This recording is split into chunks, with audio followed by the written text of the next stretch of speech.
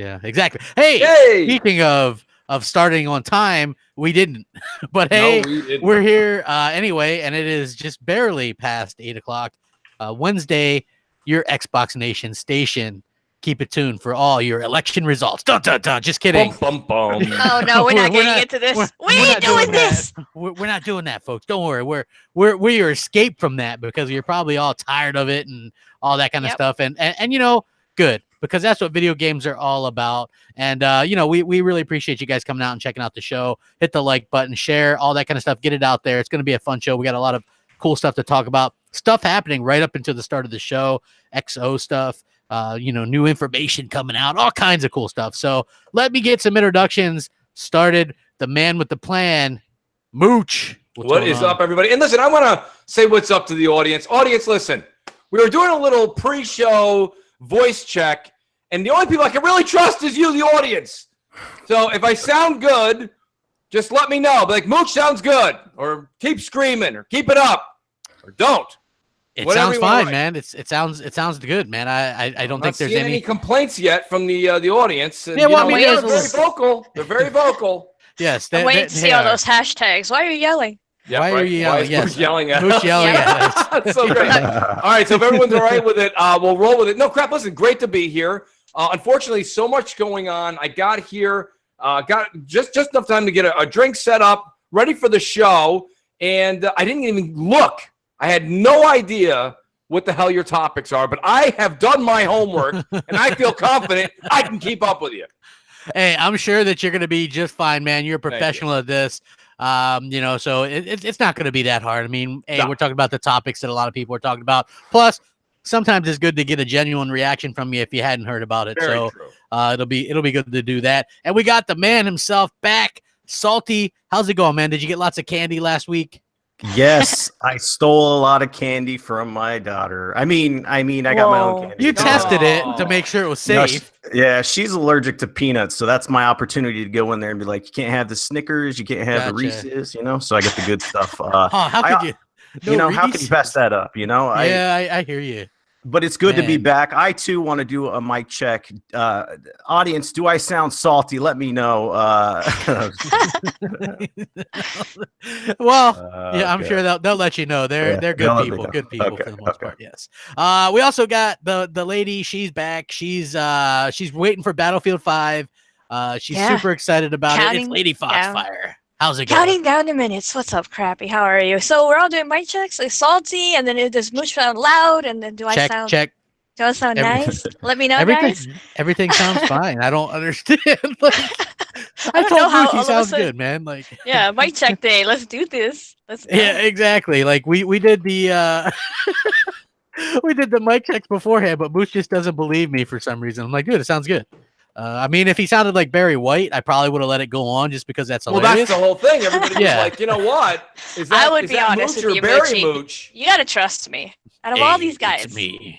Well, you know what? Everybody in the community. And I do trust Salty, but I got to say, Salty's the one I can tell he's giggling in the background during the check. You know, he's like, you sound great. And I'm like, wait a minute.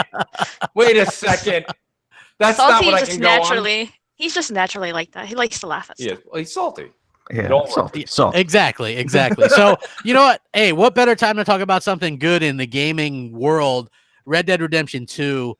It was announced today that they actually did over 17 million already, which, by the way, that's more than the first game for the entire lifespan of it. And that game came out in 2010. So, and that was on Xbox 360 and PS3.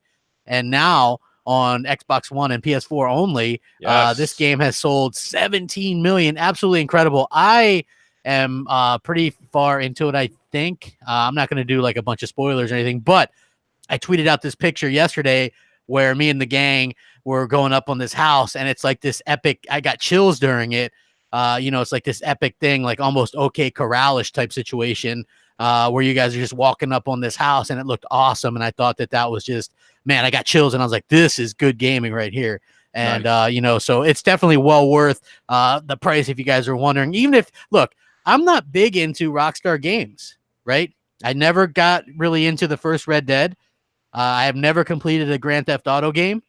I didn't even beat Bully, and that was a much more linear game. Just but this one, even with lack of achievements, I've put so much time in this game. It's insane, and it's just amazing to see this game just do so well. I mean, wow. That is unbelievable. Crap, let me say something and see if it takes you, the panel, and the audience by kind of surprise. So, no doubt that I really enjoy this game, right? But something actually happened last night. I actually, 12 o'clock, I played the game, and I'm sitting down, and it hit me. I think it hits everybody at a different point in time in gaming when you're playing a certain game, when it just resonates with that individual a certain way. And I don't know how to explain it to you guys. I think each of you have experienced it in your own light or your own way. But this game really has that, you know what? I'm not in a rush. I'm going to enjoy everything about this game. And I just kind of was moseying around. I did a main quest. I did a side quest. I just stumbled into some shit. And I had an absolute field day. And I can't remember. It'll come to me during the show. But somebody did a great video on Red Dead. And they were saying about how they were having no issues at all with the gun firing and this and that. And I think once you slow it down, and you start to you have to understand, these mechanics are not going to adapt to you. You have to adapt to the game's mechanics. And that's what I've kind of done. I've taken a step back and said, okay, I'm expecting when I perform this kind of act on the controller that it's going to react this way. That doesn't always mean that that's what's going to happen. And now I'm playing the game the way that the developer. I said, wait, same thing I say all the time, Crap. You know, you go to a nice restaurant, and you buy, you go to this place that's known for steaks, and you get a $45 steak. Listen, you go get a $45 steak somewhere. Let me tell you something. You ask for A1 sauce, that chef's gonna come out and slap you silly. Why are you smothering Worcestershire on it? Okay, you went there for their steak. Is it like putting ketchup on eggs, right? It's absolutely like that, but on a diner, it's a smaller scale. Great reference, though, Crap. I like that. Yes, I'm head's in the right place. Yes. Okay, so I mean, this is what I'm saying. So I really, truly enjoyed it. But getting back to your main question, because I want to hear what the rest of the panel has to say. This 17 million that it sold, okay, in 8 days, which beats what the original did in 8 years, I like to call the crunch effect. Okay, so let's stop with the nonsense. We're sitting here. You got the same media.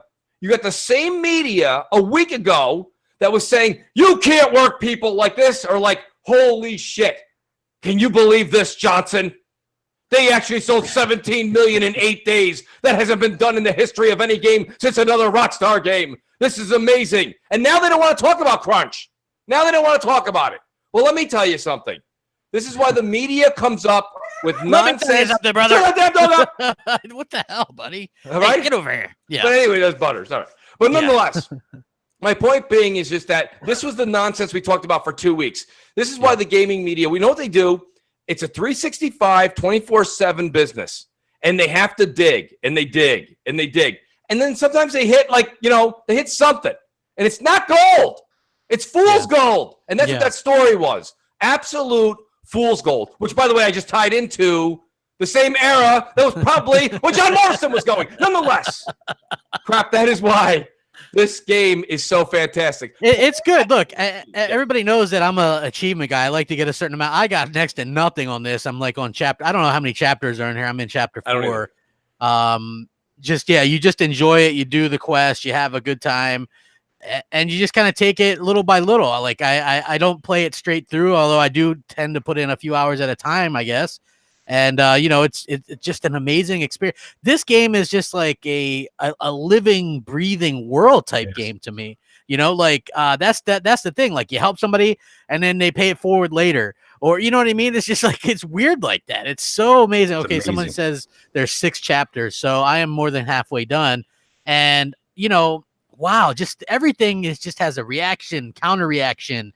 They did such a phenomenal job with this.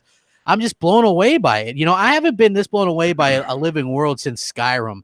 And I know that sounds weird, but okay, so I was never big on those games. I didn't like Elder Scrolls 4 or Oblivion or any of that stuff. Skyrim was all the rage when that came out. I got it for Christmas that year. I was playing it. I was thinking about Skyrim all the time. Oh, I can make this armor. I can do this. I can do that. Like while I'm at work. And I haven't had that since that time. Now it's like, I can go do this. I can go do this. It's like, it's this world where you can live in and kind of just immerse yourself in it. And they do such a good job bringing that to life. And and it's just a genre that's not covered a lot now. So I think that even adds to the mystique, and just I'm blown away by what they've been able to do. Definitely props to them. Huge numbers, well deserved, great stuff there. Anybody else? Yeah. Yes. I want to hop in. Yeah. We asked, first of all, do you guys remember back when they were showing the trailers for the campaign in this game, and people were like, "Oh my God, this looks slow. This looks boring." You guys remember that? Yep. Yeah. And they're like, "Oh, I don't know. I'm not sure. This might be a flop." And then, sure enough, we get to the actual game. It's like Rockstar is like the Michael Jordan of the gaming industry per se. It's like Michael Jordan, when he did what he did, he was like born to do that, right? Greatness is there. It's second nature to him. He put in the work, and then the results shown. There's a lot of haters out there that wished him to fail, right? This is a sports analogy. We had to get it in right away, right? So he just continues to win and win and win and win, and is the definition of a champion, right? And then you look at Rockstar, they're the definition of game developers, right? You look up a game developer in the dictionary, you see Rockstar's picture there, because they truly are the defining developers of this generation. This game is the game of our generation. I've never experienced a world where I feel like I'm actually in a world. It's not like, hey, I feel like a developer put this person here and they're saying this to me on command or whatever. I can be in this world and do something that has nothing to do with the campaign for hours, and I could be totally fine with that, right? If I want to go hunting, I could go hunting. If I want to go fishing, I could do that. I could do chores at my camp if I wanted to do that. That would be hella boring, but we could do that. It's just, this game is so fluid. You can play cards. You can play dominoes. And this is just the beginning, because this is the campaign element of this story, right? This is what you get to experience as a solo player. And guess what's coming? The online portion. You get to experience this world with your friends, and that's insane. That's going to take it up another notch. So 17 million, insane. It already beat out the first Red Dead, and people were saying, "Oh, John Marston, never going to be a better character than him." Guess what? We got a better character. It's just not only is he a better character, but they even elaborate worse, because I wasn't the biggest Marston fan. Yeah. And they make him even more kind of an idiot. And you know what I mean? Like like it's not even close on who's the better character. Let's take it easy on John. Whoa, right? I thought he was I've said this, and I understand that I'm at the tail end of chapter 2. I think I'm just about to go into chapter 3. And I'll be honest with you, Crap. I still have a spot for John in my favoritism here, because John was like, the Clint Eastwood, and Arthur feels like the John Wayne. Shout out to Boom for that great reference on Crossfire last week. That's kind of how I feel about the two. Now, that's okay. It depends on the kind of cowboy that you kind of want to like play. Now, I do think that as the game progresses, I think Arthur probably gets a little bit more ruthless. I don't know that. I'm completely making that up. But I feel like he'll get more ruthless. But nonetheless, Goodang says young John is an idiot. Well, you got to break down what you said, though, Goodang. Young John, yes. I think when all of us were youngsters, we all made decisions that weren't the right ones. But I think the John Marston we played in the original Red Dead his thoughts were much more gathered. And maybe now we know Arthur played a role in the way he was. Yeah, you know what? I like the way that they did that. He's angry at. Well, I'm not even going to get into it because those are hella spoilers. Yeah. And I just said hella for some reason. You did. Please don't. I'd like to go back and retract that. Well, first of all, that's because I hang out with Grave, who is in California. Yep. And he's always saying that. So sometimes that stuff sticks, and I try not to say that a lot. But it's cool. You make up. Yeah, exactly. Yes. That too. Yes. Life is strange. They always say that, and I'm just like. Yeah, and I try not to, right? But it slips out sometimes. But West I do Coast. Have to say, it's the worst coast. Fact. Yeah. But look, I gotta say that this game is worth the hype, and I'm not usually the hype guy. I'm usually the anti-hype guy. I'm like, because the first one, right? I tried to get into the first one so much, and I couldn't do it. And then this one, hey, over 500 already watching. Hit that like button. Really do appreciate it. It means a lot to us. We're putting on a good show. We're going to be talking about Xbox XO here very shortly. Because there's some cool stuff that was talked about and it's coming out. It's weird. Very, very cool stuff to talk about. I do want to talk a little bit about the Xbox One X Today is the 1-year anniversary. Wow, Mooch, Wow. 1 year already. Yeah. Man. How old are keyboards? Yeah, No, exactly. I don't want to leave them out. Yeah, well, it's incredible that they've How about actually refrigerator magnets? Are those turning anything soon? I get what you're doing. I'm sorry. We're celebrating things that aren't alive's birthdays. That's fine. It's fine. Well, and that's okay. This one's actually warranted. But go ahead, Craig. No, this one's warranted. Well, no, here's the funny part. I always tag Mooch in this Gameversary stuff because they're like, it's the 13th anniversary of this game. And I'm like, hey, Mooch, there you go. Remember, what was doing the other day, right? It was Crash Bandicoot. 17. 17. Yeah. Are we supposed to get excited he got his license? What do I give a shit? Well, I mean, he's 17. So, I figured you want to know. Exactly. Did he get into Yale? No, I don't know. All right. He did come out with some good remakes. They're going to do another one too, so I know you're excited about that. But anyway, the Xbox One X 1 year old. It's not so much celebrating, just kind of reflection, I guess, because time flies. We spent all that time talking about it. It came out and delivered. I don't know if there's been a console that's delivered on the hype. I mean, just even go back, right? Has there been a console that talked to we can even the 360 that even kind of underdelivered on some of the hype. The PS3, 2 HDMI ports, 120 frames per second. They don't even make TVs to keep up with it. You know what I mean? Like even with the original Xbox One idea, overhyped. PS4, 1080p and 60 frames per second. Those are two words you're going to hear a lot. And together, game changer. That's a direct quote from a guy that worked for Sony, right? Overhype 1080p, overhype. Yeah. Xbox One X, not overhyped. They said we'd be getting, some uncompromised 4K. All their exclusives have been, pretty much 4K. We're getting games like Wolfenstein, Shadow of War, all these games, Assassin's Creed, now Red Dead 2, native 4K, right? Mm-hmm. Absolutely incredible. They're doing these updates. People are, we're getting free updates for games, 4K updates for free. Who even thought that was a thing? You know what I mean? In a world where we get charged $40 a pop by Sony most of the time for their upgrades or their remakes, Microsoft out there dishing them out for free. Like, Mooch, I mean, what's your thoughts a year on with the Xbox One X, the best box? Yeah. It's honestly like sometimes, and I saw Jez something like this. He goes, do you ever get up and think, damn, it's great being a gamer or something like that? Yeah. And I just remember thinking, I do think that sometimes. I have that exact thought when I'm sitting there enjoying a game. Maybe I'm having a good Call of Duty map. Maybe I'm having a good fun on Gears or something. And I'm just like, wow, and it's always with Xbox that I have that kind of moments. I'm not saying you can't have fun with other things, and I'm not saying PlayStation is bad. I just don't have that epiphany where it's like, damn, this is so good when I play those other things. I do when I play Gears, to be honest. And sometimes Gears is really tough, especially online. But yeah, I have those moments where I'm like, damn, I love this game so much. And I agree with you guys with the X. We went through so much, like obviously even ups and downs, because is this 4K? Is it not 4K? What kind of 4K is it? We went through all that jazz. Like, oh, do I plug it into a wall or do I plug it into the multi-plug? Whatever. That whole thing happened as well. But overall, the system delivered, just like you said. I'm happy with it. It's faster, it's better. Even if I don't have the 4K TV, I still see my games look better and they run better.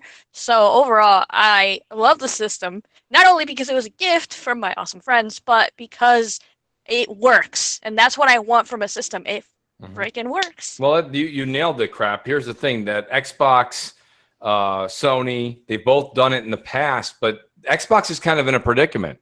They have to be completely they have to be up front, and they have very little wiggle room for error or false propaganda.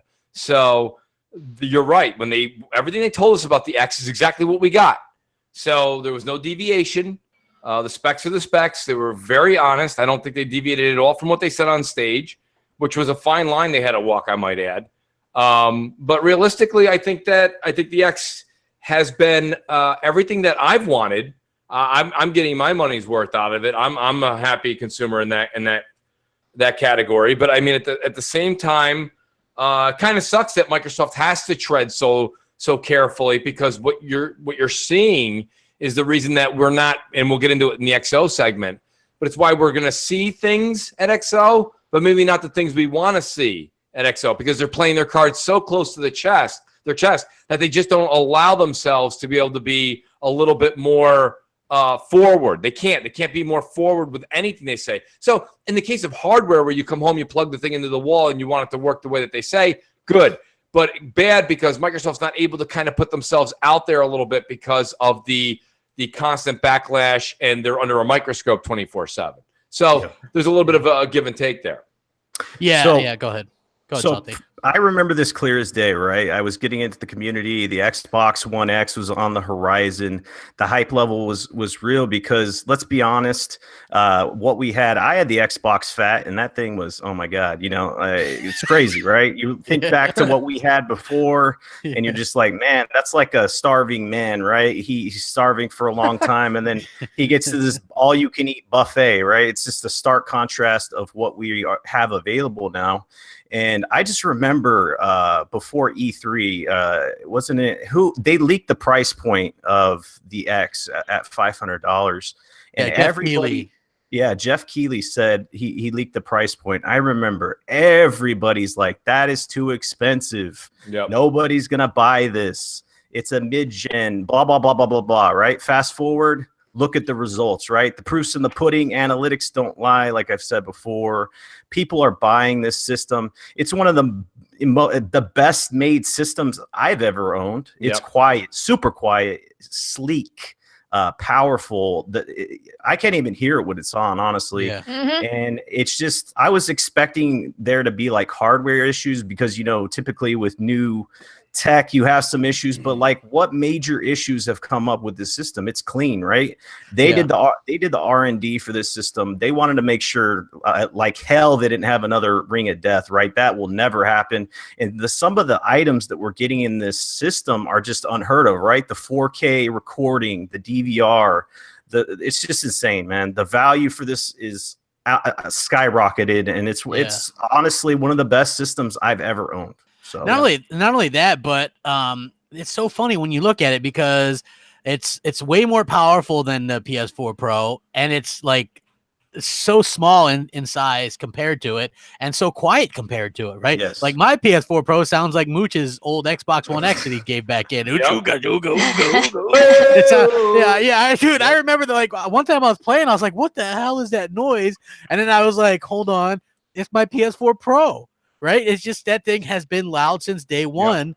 And, and I clean it and I make sure the vents and everything are clean because, you worry about it. You don't want it to, I'm not buying another one. If that thing goes, then it's gone.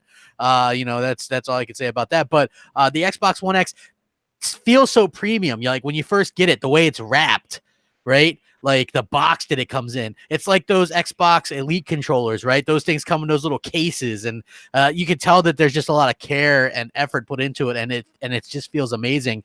And a lot of people were like, "Oh, are we gonna? What is the incentive for these developers to go back and enhance their games?" Well, the incentive is there's more and more people buying Xbox One X every day, and they might want to play these games and spend money. Same thing with backwards compatibility, right? Well, why are these people spending time on old games? Well, not everybody has played every game, so being able to play some of these games, that might be the first time somebody's been able to play it. Look, here's another game anniversary. Gears 2 just turned 10 years old, Mooch. All right. That game is 4K native on Xbox One X, backwards compatible, right?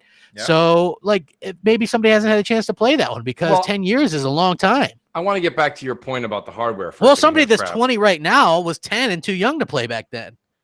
Yeah, I don't know about that. I mean, listen, I'm right. Trust me. It doesn't hold a lot of water with me. No, because we all have kids right now. You can ask Salty if you don't believe me, but you take any of our kids at the ages they're at now, they want to play the games that are out now. The minute I show them the SNES classics, they're like, that's really nice. It's like taking them to an exhibit in a museum. I know, but nobody's going to be hardcore into Gears 2 when they're 10.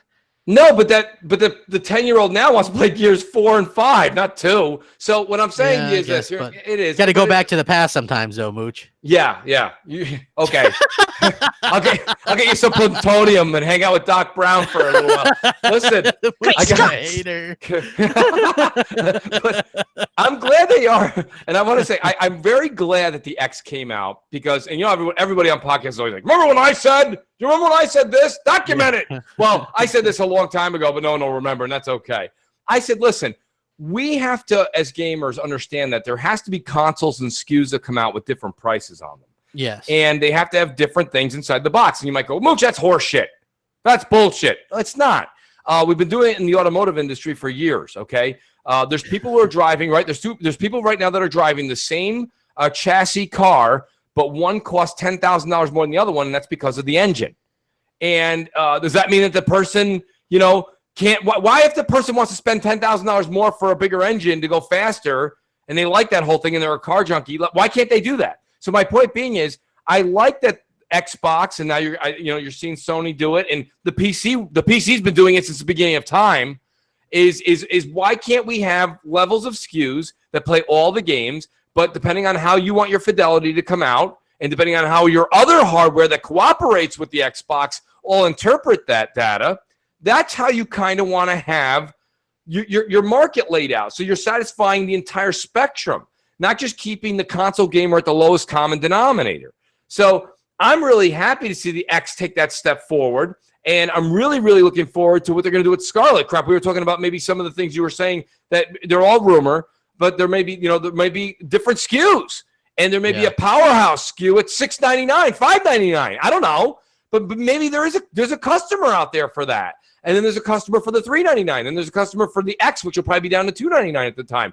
And there's a customer out there that can play all the games, and depending on what you have for a TV or your entertainment or your sound system, it's going to sound, look, play differently for you, the gamer, the individual that you are. And you're the individual customer. So I think that's what they should cater to, is each person individually, but yet let the games all survive in the ecosystem. You know what kind of sucks is, and I know we all like tech and stuff like that.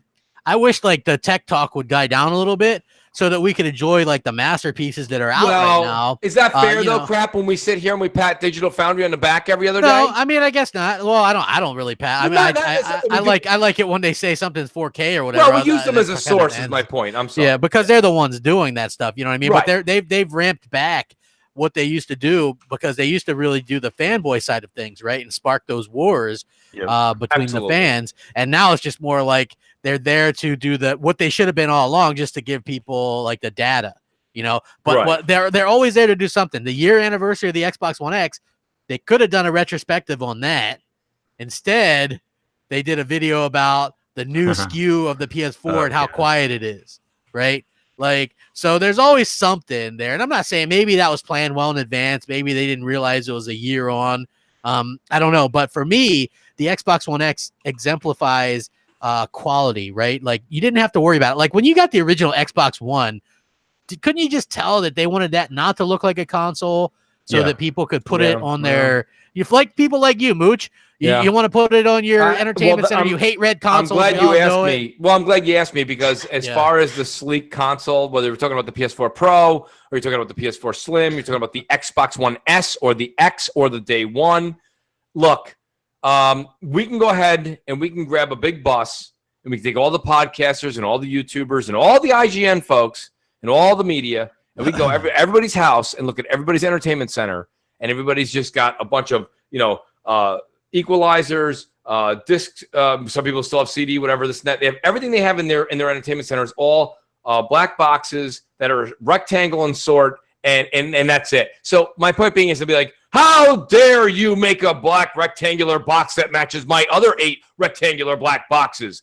I mean, it was just the craziest thing. It doesn't mean that I don't appreciate design and style. I absolutely do. You guys know I'm an Apple fan. I think that's awesome. I really dig it. I like that they're going in that direction.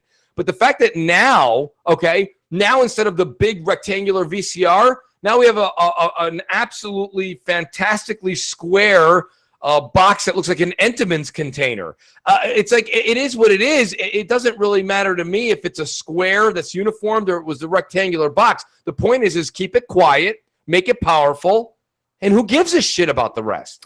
Yeah, I've made comments on value and customers. Like, the bottom line is, if people see value in tech, they're going to pay for it. Absolutely. I don't get why there's some kind of different standard when it comes to gaming systems. Whoever came up with this $400 price point, it's like, well, that's the way it was. It doesn't mean that's how it needs to be all the time. And in console generations and all this other stuff, right? Things change, and I think that the customer will pay pay what they believe things are worth. If they don't think it's worth it, they're not going to pay for it. It's that simple. Amen right? to capitalism. That's right. Yes, that's what we're built on. Well, that's what he Elementopino just says. said. Yes, Elementopino says, would Sony take a loss to add a Sky that plays UHD, for crying out loud? 4K Blu-rays. I remember when I read those initial Neo documents, and I'm like, there is nothing in here about a 4K Blu-ray player. I was like, but they're nicknamed this thing the PS4K. How can it be that? You know what I mean? Like, it was just kind of ridiculous to me. I don't even know what it raises in terms of price, but all I do know is, for me, I always get the 4K Blu-rays because they come with all three. They come with a Blu-ray, a 4K Blu-ray, and a digital copy, and a DVD. Pretty much this. Yeah, well, sometimes. Yeah, and it's and that's always a much better thing, because to get a 4K streamable version, it's $25-$30 anyway, and you can, for that same $25-$30, you get all that stuff. Well, so you know what's made digital so appealing as far as games crap, and I know you're talking about the movies. fact that it doesn't work sometimes. Oh, stop it. Go outside and get yourself an ice cream. Listen, right? Tell them Mooch sent you. I think that... Hey, Mooch sent me. You can give me the 99 cents. They go, Mooch? Yeah, and free Gotta get me a bomb pop. Come on. Here's the deal. I got news for you, though. I think that the thing that made it so appealing, not just the convenience and not having to get up and I know it sounds like first world problems, but the whole taking the disc out, right? Well, listen, taking the disc out and putting it in the container, and they take the other one out and put it in, and then if you happen to have two consoles in your house and you're like, oh, is that the one downstairs? Or if you put the game in the wrong container, or in the wrong container, right? And all of a sudden you're playing the coconut game all night. You're playing. You're like, okay, my Gears disc was in the Halo game. It's ridiculous. But the Halo game was in the Forza. Right. And then you got to track it back. Yeah, I've done that. I know. It's so true. But I mean, beyond all that, right? Well, listen, everyone says that, but Fox, you being the big physical fan, can I ask you a question? In your car, do you have roll-up windows or do you have a push button? Oh my God! Did you let the audience know? Oh, I'm sorry, you moved on. Oh, I see. So listen, I got news for you, because the crank in the window is only about 4 cranks and the thing's down. It's not a lot of work, but yeah, we like the button. So my whole thing is that with digital games too is the game sharing. You buy one digital game, you get 2 copies. Yeah, I'll give you that. That is one of the best things. Well, the getting the up and down, the coconut game, and the window crank thing is a very good point. I'd like to just say that. I'd like to say Exhibit A, B, C, and D. I don't know about that. Yes. All right. I can tell you what I like about digital too. I do like the game sharing. Also, I'm not sure if this is something they do with the physical games you get, but they update your games for you. They might do that with physical games. I'm not sure. The thing about that is that it does. If you've played it recently, if you haven't played that COD in forever and it's only physical, it won't update until you put it in. Exactly. See, so that's a problem for me. Today I noticed it was like I was getting an update for stuff that I haven't played in a long time, but that's still cool because if I ever want to go back to it, I don't have to wait. And you guys know how that Did they force you? They forced get an update. Hey, almost 600 watching. Hit that like button. How dare they? I know. Let's see if we can't get up to over 200 likes, because that would be sweet. So happy birthday to the Xbox One X.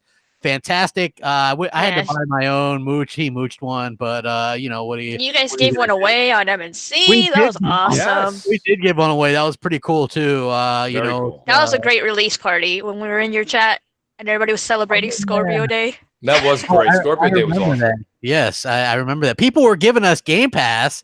Like years of Game Pass, right? Because they were in line and they're like, we got this years of Game Pass. Crap Mooch, you guys want to give it away? Oh, we got months of Game Pass. You guys want it? Yeah. And we were giving it away. And people were like, we don't want it. In fact, I gave some away to people and I was just like, I couldn't even give them damn things away. I still wonder how much, the month, it's funny. So I had a couple of the month pass ones and I gave them to some people and they were like, I get the DM later on, like an hour later. Yeah. I'm not a new customer. It won't work. And I'm like, I'm sorry. And they're like, well, I guess it's the thought that counts. It's kind of like Cousin Eddie when he came over during Christmas vacation. He's not happy and yet still mooched the whole holiday. I know. It's not my fault. I like it when he's like, I can't swim. And he's like, I know. He's like, I know, Eddie. I know. There goes crap. It's great. I love that. That's like my favorite part. I know.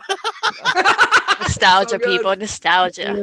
That's like I absolutely love that part. That's my favorite, probably one of my favorite Christmas movies outside of It's a Wonderful Life. Mary! No! Not again. Come back, Mary! Wait for me, Mary! Every time time an Xbox gets sold, an angel loses its wings. That's how they should remake it. Microsoft really get on it. Phil, so great. Hold on. Boujou Ram says, "I don't think I ever hit your super chat up, bro. So here you go. Hey, man, I appreciate it. Everyone will hit that up or not, whatever you want. No pressure. It's all good, man. I appreciate it. So it looks like PUBG reportedly going to PS4 in December. Ah. Here we go. About time. Getting Joker and Harley Quinn characters. I guess these skins are $40. Holy crap. I mean, I'll leave that at that, but going to PS4, this is what I'll say about that. And it's not because I'm a salty Xbot. It's because I haven't played that game in a while. I put something like 6 days in it on Xbox. I really liked it. It came out at a good time for Microsoft because they didn't have a lot of other stuff going on. And, it was cool. Like it was the thing. It was in at that time. Now, I don't think it's in. I don't think people are going to care for the most part. There's Fortnite. Mm-hmm. There's Blackout. There's so many other things you can do. H1Z1 has enough of an audience on PS4. I don't think PS4 people are going to care. Listen, this is why having a marketing deal with a company still holds water. And that's the whole thing. I think that Microsoft did. They scooped the benefits, the 9 million, 10 million players they got out of PUBG.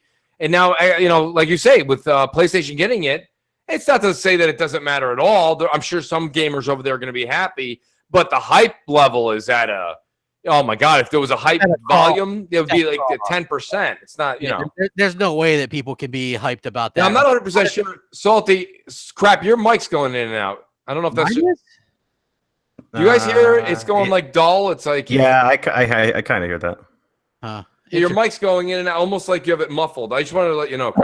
But now it's fine. Now you're fine. Okay, yeah. So I think that people are gonna really like to that they wanted to play this. Yes. Wouldn't you have played it on Xbox or PC by now? Honestly. Yeah. Just let me know when I can tag in and go ham on PUBG real quick. Okay. Right now? Okay. Well, I've heard some of Salty's views, so I'm with him on this. Go ahead, Bo. Okay. Here's the deal.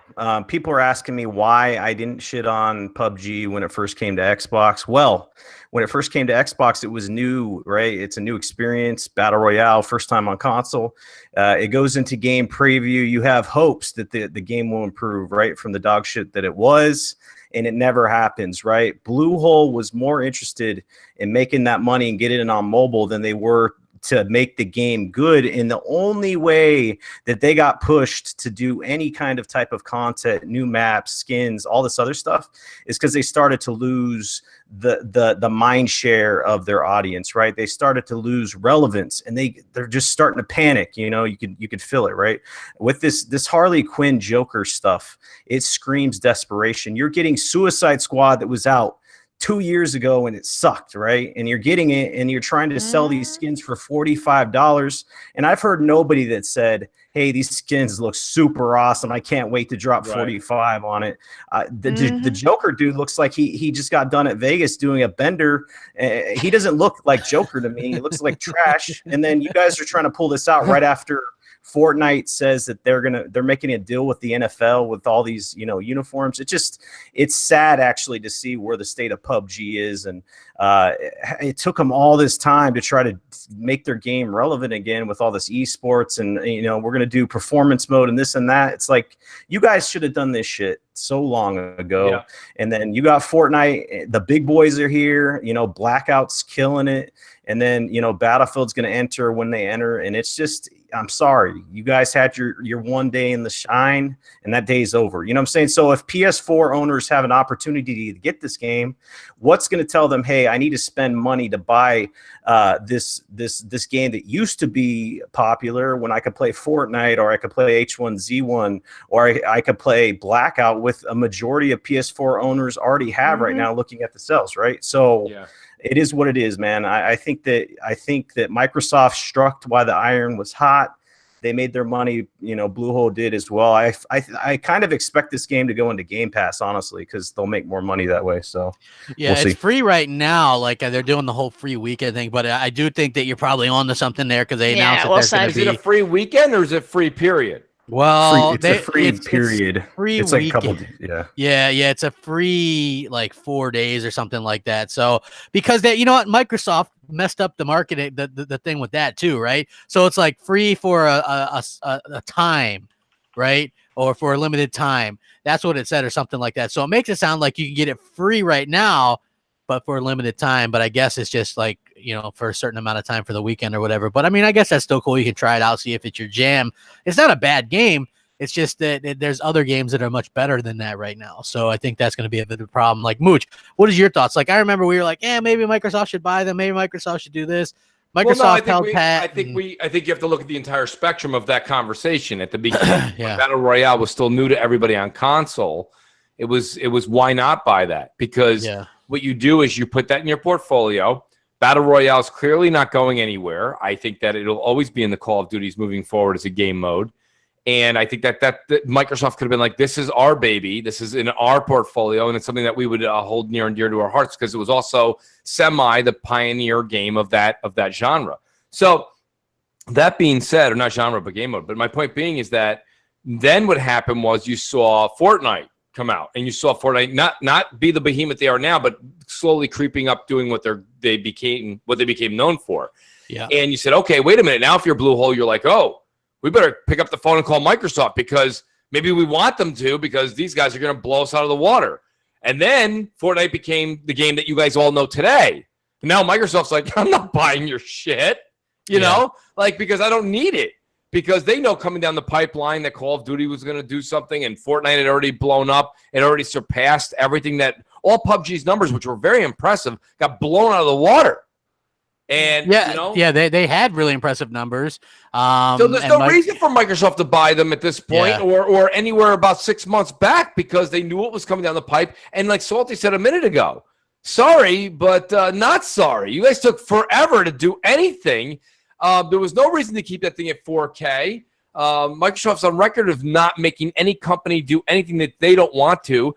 Lower the resolution on thing, make the performance better. Now they're like, we're going to give you performance. We're going to give you this. We're going to give you a custom Get out of here. You know, well, I mean, they've been promising stuff for the longest time, you know, and the game still looks like a PS2 game. They're arrogant, right? And their arrogance cost them probably millions of dollars in a contract. Even though they made millions. Yeah, I mean, they did make a ton of money off that, but at the end of the day... You know people that make money, crap, you know what they like?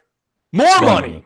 And vacations. You don't say. Cars. More money. You don't say, Mooch. More money, yes. More money, yes. They should have hired more people. They should have really fixed that game up real nice and pretty, but they didn't, and they kept it the same, and they were like, well, everybody likes this one map. Oh, yeah. Well, we'll work on some other maps as well. But no one cares. And like Salty said perfectly, other things have already come out and done it better. So it doesn't even matter where this game goes from now on. By the way, if I can, I know this isn't something, but Salty, I want to give Salty credit because Salt actually was in the chat. I don't remember if it was Crossfire or it was MNC show last week. But I had just tweeted out that Treyarch said that they were concentrating. It was MNC. That they were concentrating on making the Xbox One version of quads better. And let me tell you something. I asked the chat because I didn't get to it yet. And someone in the chat was like, no, quads still sucks on Xbox. And Salty chimes in 2 minutes later and he says, quads is running smooth as a baby's ass right now. Yeah. And I said, you know what? I'm going to check that out later. Salt, you were 110% right. Yeah, let me real quick, I can explain to you what it is. It's the tick rate, right? It has to do with the connection transmitting information back and forth from your system to the servers, right? When they implemented this new game, they lowered the tick rates for both multiplayer and blackout. Blackout is something they've never done before. So obviously they had the numbers lower. So the amount of players that were in there, I think it was 80, and then they bumped that up. And then they did the server side stuff. So the tick rate, they bumped it up from 10 to 20. And it is crazy different because it was hard to play. I'm not going to lie, with all the stuttering and everything else, but they're getting it smooth, right? That's what a company does when they know what they're doing. They get shit fixed within a reasonable amount of time. And that's the difference between Treyarch and a AAA studio that spends money and understands that they need to please the customers to keep them engaged. And then Bluehole, who's sipping Mai Tais on wherever they were. I don't know what they're doing because they had the ability and the funds to hire more people, and they didn't do it. So it is what it is. Absolutely. Yeah, exactly. Like they dropped the ball. They probably could have. I would venture that Microsoft probably inquired about some kind of deal, and they probably turned it down and wanted a bunch of money. And probably, I mean, that's just me kind of theorizing, and it didn't really work out. But hey, at the end of the day, kind of is what it is. I want to talk about Xbox XO 2018 because this is something that there's a wide spectrum of different things that are going on with this. Who knows what to expect at this point? The way they advertise it doesn't sound great. Me and Mooch are kind of going back and forth on it. So they're like, tune in, Xbox XO 2018. We're going to have Minecraft. Okay. Sea of Thieves. Mm-hmm. State of Decay 2. Uh-huh.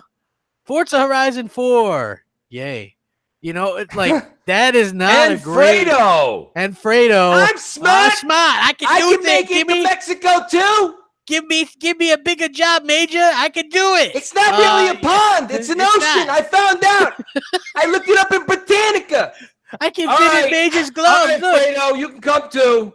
I can hold the Xbox and rub my hands on it. The fact that we're gonna get, God Almighty, 2 hours of Fredo. Look at shout out to AC Bongos. God bless him. He's probably one of my favorite people at Xbox because he's one of the nicest people there. Responds to people actually. Yeah. But the fact that they really, he's gonna be outside in Mexico and what's going on out there, Fredo? He's gonna make the salsa's great. I love the salsa. I'm using these X-shaped chips. All right, back inside. Enough of Fredo. And then we got another hour and a half of Major Nelson. He's just someone removed his humor bone ages ago. So let's hope Jeff Rubinstein. Hello, Menopino says Washington. A surprise or two. Allegedly they say that, but here's the thing, right? So, Banjo. Yes, well, we know Banjo or something like that. I know that's not Mooch's bag, but it's not anybody's bag. Hey, that's a lot of people's bag. I gotta tell you. Well, it's everyone who has a museum in their house. It's your bag, and I apologize. I know it's your bag. No. Listen, Matt Booty and Phil Spencer are there. Yes. Both of these people, right? I think that means something. I think it means something too. I mean, obviously. Matt Booty recently was doing the Killer Instinct thing. I know that's not your thing either, but a lot of people like that game. Right. Yeah, it's awesome. Yes, it looks like Ninja Theory might be there with the game. That's great. Yes, I think that's pretty cool. That could be something that a lot of people would be excited about. There's going to be some third-party stuff there, so I think that's some stuff to get excited about. Yeah. I do. It does give that certain faction of Xbox haters things to talk about, though, right? Well, I don't mean to play the negative side of the coin crap. I'm just saying, realistically, Xbox doesn't like to show their cards. I said this when Salty gave his great speech about 3 weeks ago when we started doing XO predictions, and Salty said, keep your expectations in check. I want to say what I've been saying for 3 weeks, and I've said it on every show since, is it's not what I think they'll show, but it's what I think they need to show. They need to show a CGI. They need to show something to keep the Xbox faithful that just spent $500 or more in the past 6 months on the new console. What's coming down the pipe? It could be anything. Let them be creative. I don't have to be creative. Let them be creative. But realistically speaking, coming out and having Fredo walk around in Mexico and show the local areas and how you remember the last time they're like, and we put like our Xbox logo on this rock, and it means that nobody cares about that stuff. Nobody wants to see Jeff Rubinstein with a shirt buttoned up to his Adam's apple, not making any sense and not funny. Nobody wants to see that for 2 hours, right? Danny Adano says, hopefully Microsoft saw what happened at BlizzCon and doesn't close XO with a cell phone game. And stop yelling, dude. Nice, Danny. That's just my thing. So, again, I think they need to show a CGI, nothing crazy. Don't even talk about it. Don't bring the developers on. Show just what a progress report is on the few companies, not all of them. Yeah. Two of the companies you've acquired, what their dreams, hopes, and because they had to show this pitch to Phil to even get considered to be on, to be acquired. So whatever you're doing, even if it's concept art, be like, flipping through the pages, be like, this is what we're doing. It's going to be this your protagonist. We're going to be having this kind of factions and these enemies, blah, blah, and it's going to be a world that you can't believe, blah, blah, and then it just cuts scene. That's all you need. And they're like, that's the greatest from Ninja Theory. You hang in there and you wait and see what this great developing team that we acquired is going to bring to you gamers. And everyone's going to be like, holy shit, it's great. It's great. But, you can't just show, and now This is for all you guys been waiting for 15 years. It's Banjo-Kazooie in 4K. And everyone's like, who gives a shit? Nobody cares. People would care, though. They would love that. Let me tell you something. It would fizzle out like one of those birthday candles. You have to huff and puff, and it never blows out. No. Listen. Right? The nostalgia wears off quick. It doesn't. If they announce that, look, people, I just downloaded and installed Spyro. You know what I'm saying? Like, yeah, and you're gonna have an outstanding 4.5 hours with it. That's great, or more. But I like how he patronizes me with that. Right? That's great, Craig. Listen, if you go check the charts, it's gonna do well. Yeah, the Crash Bandicoot collection is still selling incredibly well. So there's obviously sales and gamer hype is two different things. People may go buy things for nostalgia. And damn, I was about to say that. Yep. Right, but they're not going to necessarily play that thing for hours on end. It's over after 4 or 5 hours. I think if it's a new banjo that people will. That people have been I don't know. for a long time. This is rare. Okay, so I agree with Butch on this because of the whole Battletoads thing. Wait, Battletoads. I'm waiting my whole podcasting career for this day. Go ahead. Oh, no. Yeah, thank you. Crappy. I'm sorry. Listen. Okay, but like, listen. Battletoads, it was hyped for what? A day or two, and then everybody's like, okay, cool, so I'll just wait whenever that's ready. And then they stopped talking about it. So well, we'll get some Battletoads at XO. I'm sure they're gonna probably unveil it. We'll see, right? but that's gonna be hype for that day or or 2 days or so, and then we're gonna move on to the next thing. Well, here's my thinking, right? So you have a 1-2 buckle my shoe. You do the banjo, you do the Killer Instinct, and then the buckle my shoe is the Ninja Theory. Right. And then you also have some studio announcements and things like that. And I think that would get really, really people really, really excited on board with this. I realize that nostalgia is a hell of a drug, and a lot of people aren't interested in it. But there's a big sector that love that, right? Even people are excited about that medieval game for some reason. Yeah, that was last weekend. They're over it. Yeah, I mean, look, AJ Felton, he's in the chat. He goes, "You got me about Shenmue, bro." Well, yeah, but AJ's been waiting for. You're gonna have to join me on this L too. Yeah. Oh, come on, man. Hey, I think a lot of people won't be happy unless they see Fable at the end. To be honest, unless they have an outstanding show throughout, like E3. Everybody was waiting for Fable, right? And then as soon as we saw all these other things and all these other surprises, we kind of forgot about Fable, and we kind of were like, okay, we'll wait whenever that's ready, because the show was so good overall. So I don't know how this is gonna go, and I'm not telling people like how to feel, whether you're extremely hyped for it and expecting a lot because of these rumors, or you're expecting a little bit because of these tweets coming out of Xbox. But I'm just gonna sit back and wait. Yeah, that's how I'm going to take it. I honestly think that I could predict the future. People are going to be disappointed. There you go. I went in the future. Everybody's disappointed afterwards. But I honestly, from listening to things from Clobril on Twitter, and then the official kind of announcements from Xbox, the only thing that I'm really expecting, I would kind of be happy if Crackdown 3 delivered on what they were promising. Like if I saw full-scale destruction and they just blew me away with Crackdown, and then they showed me some stuff that some of the new studios are working on. They made an announcement that they made an acquisition, some Battletoads stuff, and other things like that. I think people have kind of set the bar a little bit too high here. Like they looked back into the databases and they're like, man, that XO back in the day, boom, boom, boom, started listing off these incredible titles and stuff like that. I just think that was kind of a different time. And I think that Microsoft is trying to set our expectations, which, unfortunately here on social media, that's kind of hard to do as gamers, but I think that they're trying to let you know what's going on. You kind of can read between the lines. They're like, hey, we're going to be talking about this, and we have a couple of surprises. So they're not saying, man, this is going to be the craziest shit you've ever seen. You know what I'm saying? Like, get ready for explosions, blah, blah, blah. It's just going to be, it is what it is, right? I think that we all need to prepare for that.